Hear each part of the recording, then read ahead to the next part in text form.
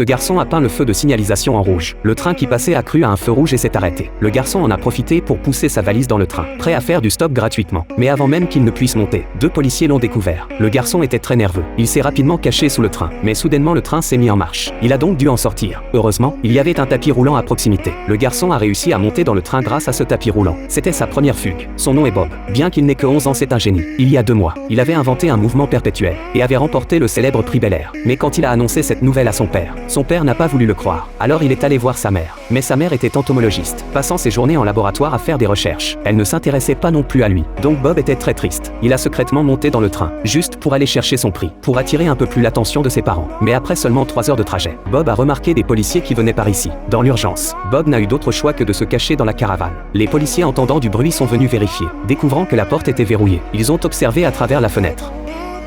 Heureusement, le train a de nouveau sonné. Les policiers ont dû descendre, laissant Bob échapper. Il restait encore beaucoup de chemin jusqu'à destination. Il a donc décidé de se reposer dans le train. Quand le train est arrivé à la prochaine station, la nuit était déjà tombée. Bob, réveillé, a vu un magasin de hot-dog à proximité. Il a soudain ressenti une grande faim. Il a donc commandé un hot-dog géant. Mais à ce moment-là, 2 policiers passaient justement, tenant un avis de recherche à son sujet. Bob a rapidement détourné la tête. Et par chance, les policiers ne l'ont pas remarqué. De retour dans le train, Bob a apaisé sa faim. Puis est venue une sensation de solitude. Il a commencé à avoir le mal du pays, à penser à ses parents et au petit frère qu'il avait accidentellement tué.